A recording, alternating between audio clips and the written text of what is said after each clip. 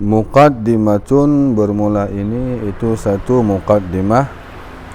Ilmul hadisi ilmun biqawanina ay qawaida.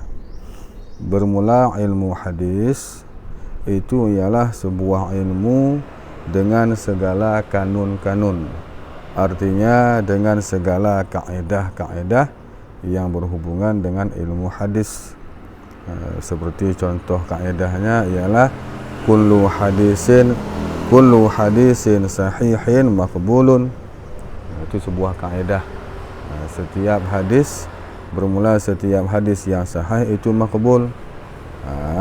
Au yustadallu bih. Kullu hadisin sahihin yustadallu bih. Itu juga kaedah dalam ilmu hadis. Au kullu hasanin kadzalika. Maksud kadzalika ialah sahihun maqbulun, ataupun kullu hasanin maqbulun au kullu hasanin yustadallu bih. Wa kullu dha'ifin la yustadallu bih. Itu merupakan beberapa kaedah-kaedah dalam ilmu hadis. Jadi ilmu hadis membahas tentang kaedah-kaedah tersebut. Yang tujuan daripada kaedah-kaedah tersebut yu'rafu biha ahwalus sanadi wal matni. Yang dapat dikenalkan, yang dapat diketahuikan dengan sebab kaedah-kaedah tersebut akan segala ahwal sanad, kondisi daripada sanad-sanad sebuah hadis dan matan daripada sebuah hadis.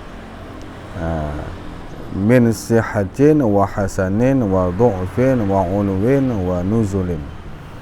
Yang ahwal tersebut daripada sahih sebuah hadis, hasan sebuah hadis, dhaifnya hadis, ulwinya sebuah hadis, tinggi derajatnya hadis ataupun rendah nuzulnya sebuah hadis. Jadi fungsi daripada qawaid ataupun kanun-kanun ialah untuk kita ketahuikan ahwal daripada sanad dan matan tersebut. Coba dilihat di dalam hasyiah qauluhu ahwal sanad ilah. Bersamaan ahwal tersebut umum terbenar untuk sanad dan matan, dan manakala jika terbenar ialah pada khas untuk salah satu keduanya.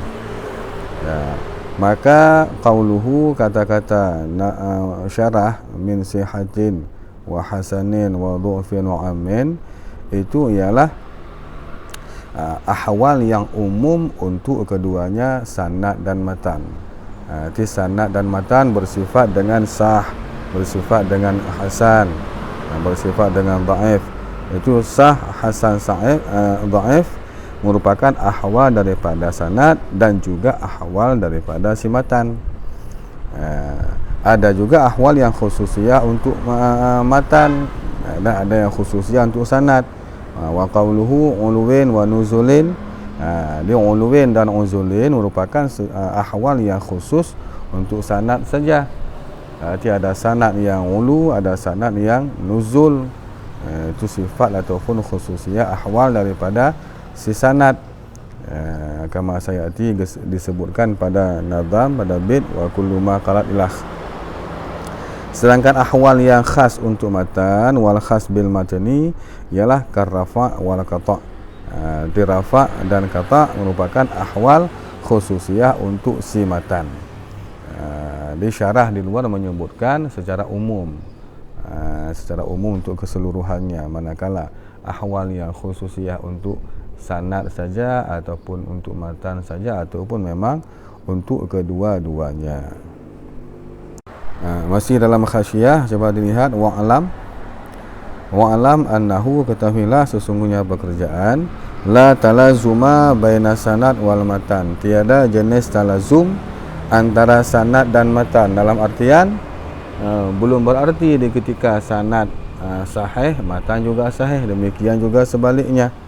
Jadi tiada lazim, karena qad yasihu, kadang-kadang sahih sebuah sanad ataupun hasan sebuah sanad dikarenakan terhimpun seluruh syarat-syarat sahih ataupun hasan, yang syaratnya ialah ittisal, adalah dan dhabit, tapi dunal matan, sedangkan matanya tidak sahih dan tidak hasan, dikarenakan terjadi syad pada matan ataupun terjadi ilat pada matan. Di sanadnya sahih, matanya tidak sahih. Dia tidak lazim di ketika sanad sahih, matan juga sahih, tidak lazim. Dan demikian juga sebaliknya, waqad, dan kadang-kadang tidak sahihlah sebuah sanad padahal sahihlah sebuah matan daripada tariq yang lain. Dia tidak lazim. Dia boleh sanad sahih, matan sahih, boleh juga tidak. Wa kaifiyatut tahammuli wal adai wa sifatur rijali wa ghairu dzalika. Dan kaifiyah diataf kepada ahwal, diulang amil, dikenalkan juga dengannya kawaid ataupun kanun akan kaifiyat tahammul. Kaifiyat tahammul ialah tata cara dari para perawi hadis dalam meriwayatkan hadis. Kaifiyat, tata cara beliau meriwayatkan hadisnya. Seperti contoh, si perawi menerima hadis daripada syekh dengan cara imla.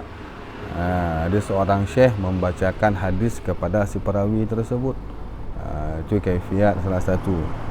Manakala mendiktikan, imla mendiktikan. Manakala dengan cara tahdis, syekh menyampaikan sebuah hadis dalam sebuah pengajian, dalam sebuah daurah, menyampaikan sebuah hadis. Sedangkan imla mendiktikan, seolah-olah syekh menyuruh kepada si perawi dalam untuk menulis ataupun menghafalkan hadis yang beliau diktikan imla. Sedangkan tahdis beliau sampaikan saja, baik dalam sebuah pengajian ataupun dalam sebuah percakapan biasa. Itu juga tahammul. Ataupun salah satu bentuk tahammul hadis ialah si perawi membacakan hadis di hadapan syekh. Si perawi membacakan sebuah hadis di hadapan syekh, kemudian syekh mendengar dan menganggukkan tentang hadis yang beliau baca tersebut. Itu juga tahammul, sifat tahammul. Manakala cara yang berikutnya tahammul ialah si perawi tersebut mendengarkan hadis daripada orang yang lain, yang orang lain tersebut mendengarkan hadis daripada syekh. Itu juga tahammul. Itu juga tahammul. Dan manakala dengan cara ijazah hadis, itu merupakan semua sifat-sifat daripada tahammul, tata cara tahammul hadis yang diistilahkan dengan kaifiyat tahammul. Dan kaifiyat ada, sedangkan kaifiyat ada ialah seumpama seperti si perawi mengatakan, Syekh Amli, Syekh mendiktikan kepadaku, haddasani. Arti kata-kata si perawi dalam menghikayahkan tata cara si syekh menyampaikan hadis kepadanya, itu namanya ada. Beda dengan tahammul tadi. Sedangkan tahammul itu ialah perbuatan daripada si perawi dalam dia menerima hadis. Sedangkan kaifiyat ada itu ialah hikayah ataupun gambaran daripada si syekh ketika dia memaparkan cara dia menerima hadis. Manakala dengan cara si syekh sampaikan kepadaku, haddasani fulan bin fulan, hingga seterusnya. Itu dinamakan dengan kaifiyat ada. Ataupun menyampaikan si perawi, akhbarani, ajazani, syekh mengkhabarkan kepadaku fulan fulan fulan, ajazani, syekh mengijazahkan kepadaku fulan fulan fulan. Itu dinamakan dengan kaifiyat ada. Wa sifatur rijal, dan dengan kawaid juga dapat kita ketahui akan sifat-sifat daripada si perawi hadis. Apakah dia bersifat dengan adalah ataupun dia ada jarahnya, ada kekurangan pada adalahnya dan lain-lain sebagainya. Wa ghairu dzalik, dan lain-lain daripada demikian yang dapat kita ketahuikan dengan sebab kawaid tadi, seperti lapisan-lapisan daripada perawi-perawi hadis generasi ke generasinya hingga sebagainya. Wasanadu al-ikhbaru an tariqil matni, dan bermula sanad yang termasuk dia salah satu daripada yang dihasilkan dengan kawaid tadi, ahwal sanad. Arti sanad ialah yang dikatakan dengan sanad itu ialah ikhbar, mengkhabarkan daripada jalan matan. Maksudnya dengan adanya sebuah sanad, baikkah sanadnya sahih ataupun tidak sahih, maka berpengaruh kepada si matan. Yang dimaksudkan dengan sanad ialah sanad dengan isnad sama maknanya. Itu membuat sebuah rantaian hingga sampai kepada matan hadis. Dirawikan daripada fulan an pulin, an pulin. Itu dinamakan dengan sanad. Berarti para perawi hadis, merekalah para pembuat sanad. Merekalah diri sanadnya. Karena dengan adanya para perawi tersebut, maka sampailah kepada tujuan, kepada maksud, itulah matan hadis. Min qaulihim fulanun sanadah ay mu'tamidun li'timadil huffadhi alaihi fi sihhatil hadithi wa du'fihi. Diambilkan kata-kata sanad daripada ucapan mereka orang Arab.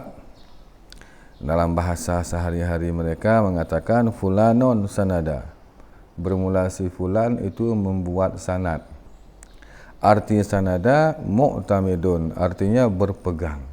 Bermula si fulan itu berpegang. Itu dasar kata diambilkan sanad dengan makna ikhbar tadi.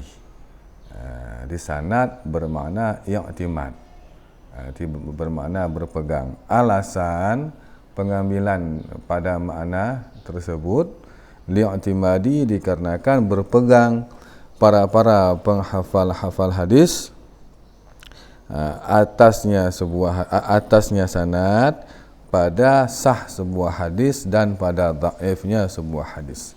Jadi para hafid, para penghafal hadis berpegang ini hadis sahih, ini hadis hasan dengan dasar sanad tersebut. Jadi sanad sebagai tempat pegangan mereka.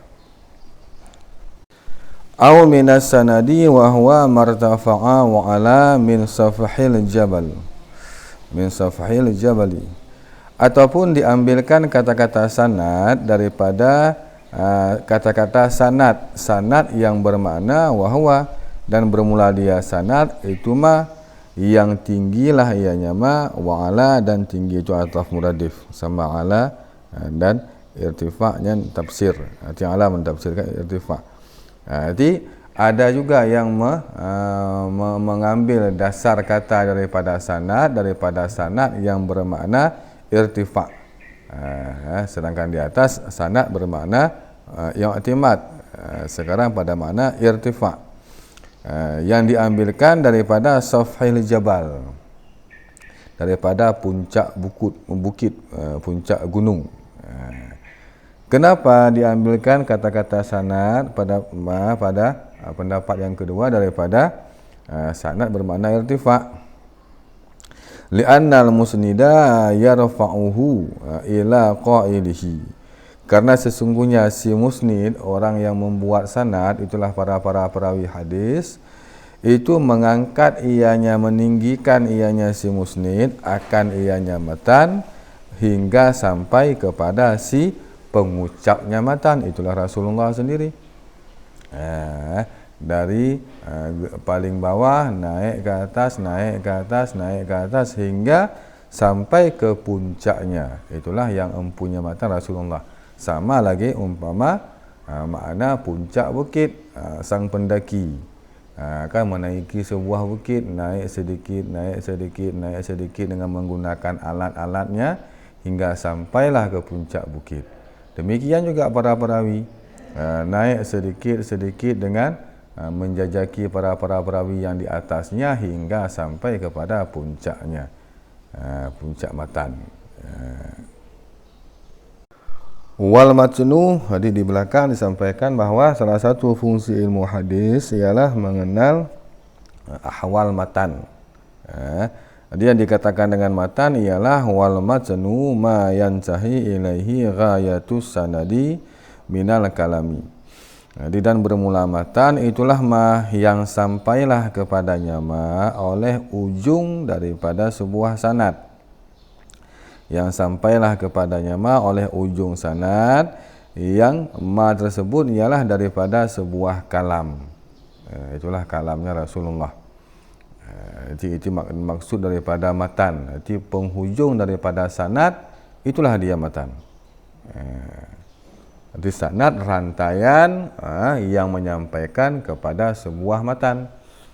Jadi matan itulah ujung daripada sebuah sanad. Yang diambilkan kata-kata matan daripada minal mumatanah, daripada fi'il matana yumatinu mumatamatan. Fahuwa mumatinun wa dzaka mumatanon. Wahya dan bermula dia mumatinah, itulah bermakna muba'idah. Wahyal muba'idatu fil ghayati. Dan bermula dianya mumatinah itu artinya muba'idah, yang berjauhan pada ujung sebuah perjalanan musaffah. Itu makna dasar matan daripada mumatinah bermakna muba'idah, yang bermakna jauh daripada jarak. Arti ujung daripada sebuah perjalanan, itulah tujuan. Sang musafir ketika berjalan untuk mencapai sebuah tujuan ialah jaraknya jauh. Jarak yang dia tempuh hingga sampai ke tujuan, tujuannya seolah-olah diumpamakan dengan matan. Tujuan musafirnya itulah matan. Sedangkan jarak yang dia tempuh tersebut itulah seumpama sanad. Di annahu ghayatu sanad, karena sesungguhnya matan itu ujung daripada sebuah sanad, penghabisan daripada sanad. Umpama orang yang musafir, ujung daripada musafirnya sampai ke tempat tujuan. Tempat tujuannya itulah dinamakan dengan matan. Au min matantul kibsha idza syaqaqtu jildatan bayyatuhu wastakhrajtuha. Matantu atau diambilkan daripada kata-kata matantul kibsha. Idza apabila aku belah syaqaqtu jildata baydatihi, aku belah akan kulit putihnya kibas, wastakhrajtuha dan aku keluarkan akan ianya kulit. Itu dasar pengambilan makna matan pendapat yang kedua.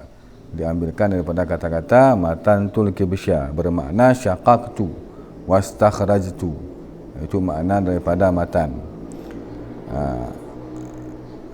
Alasan diambilkan daripada makna syaqaq, matan bermakna syaqaq, bermakna istakhraja, faka'anna al-musnida istakhrajal matana. Maka seolah-olahnya si musnid, orang yang membuat sanad, itulah si perawi hadis, itu mengeluarkan ia akan matan hadis dengan cara rantaian sanad yang dibuat. Fulan an fulin an fulin an fulin, itu ialah langkah-langkah untuk mengeluarkan matan hadis.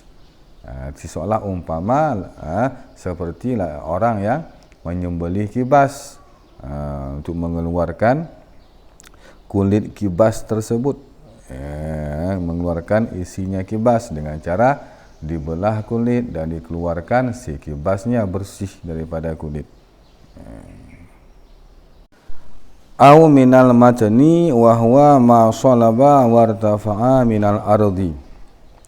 Ataupun pendapat yang lain mengatakan dasar kata pengambilan matan daripada kata-kata matan yang wahwa dan bermula dia matan itulah ma, salaba yang keraslah ianya ma dan tinggilah ianya ma daripada sebuah bumi, daripada sebuah tanah. Di tanah yang keras dan agak berbukit, itu dasar makna yang ketiga, pengambilan kata-kata matan dengan alasan li'annal musnida, karena sesungguhnya si musnid, si pembuat sanad, yuqawwihi bis sanadi, itu menguatkan ianya si musnid akannya matan dengan sanad yang dia atur. Sanad yang dia keluarkan, yang dia susun, itu ialah alat penguat untuk matan yang ia sampaikan di ujung nanti. Wa yarfa'uhu, dan meninggikan ianya si musnid akannya matan dengan si sanad tersebut. Itu dasar makna yang ketiga daripada asal kata matan. Wa fil alfiyati lil hafidhi Jalaluddin As-Sayuti, dan disebutkan di dalam kitab Alfiyah yang karangan bagi Imam Al-Hafidh Jalaluddin Sayuti, yang menggambarkan tentang ilmu hadis juga. Beliau sampaikan dalam Alfiyah beliau ialah ilmul hadis itu qawanina tuhad yudra biha ahwalu matni wa sanad. Bermula ilmu hadis itu yang mempunyai segala kanun-kanun. Tuhad yang dihadkan akan ianya segala kanun-kanun tersebut. Yudora yang diketahuikan dengannya kanun, dengan sebabnya kanun-kanun akan segala ahwal matan dan segala ahwal sanad. Fadhanikal mawdu'u wal maqsudu ayyung urafal maqbulu wal mardudu. Maka bermula ini dua itulah matan dan sanad, itulah maudhu' dan maksud. Ayyung urafa, bahwa dikenalkan akan hadis yang makbul dan hadis yang mardud. Wasanadul ikhbaru an tariqi matnikal isnadi ladil fariqi. Dan bermula sanad itu ikhbar daripada jalan matan, sama seperti isnad bagi ladai fariq, bagi ladai fariq, di sisi fariq. Maksud fariq ialah para ahli ulama ilmu mustalah hadis, di sisi para ahli ilmu mustalah hadis, ladal fariqi. Wal masnuman taha ilaihi sanadu minal kalami wal hadithi qayyadu. Dan bermula matan itulah ma yang sampailah kepadanya ma oleh sanad daripada sebuah kalam, wal hadisu, dan bermula hadis itu mengkaitkan oleh mereka ulama mustalah hadis. Bima udhifa lin nabiyyi qawlan aw fi'lan wa taqriran wa nahwaha hakau. Dengan barang-barang, mengkaitkan mereka ulama dengan barang-barang yang diidhafahkan akan yama, yang dinisbahkan akan yama bagi Nabi, nisbah sebuah qaul Nabi, ataupun perbuatan Nabi, ataupun takrirnya Nabi, ataupun seumpamanya qaul, fi'il dan takrir. Hakau, menghikayah oleh mereka ulama mustalah hadis. Wa qila la yukhtasu bil marfu'i bal ja'alil mauqufi wal maqtu'i. Dan dikatakan orang tidak dikhususkan akan hadis dengan hadis marfu', bahkan datanglah dia hadis untuk hadis mauquf dan hadis maqtu', definisi tadi. Fahuwa ala hadha yuradiful khabar wa syaharu syumula hadainil athar. Maka bermula dianya hadis berdasarkan di atas ini pendapat qila. Itu muradif, maknanya akan khabar. Wa syahadu, dan memasyhurkan oleh mereka ulama akan mencakup ini dua, hadis dan khabar, akan athar. Ini dua mauquf dan maqtu' akan athar. Berarti athar ada yang maqtu', wasafnya ada juga yang mauquf.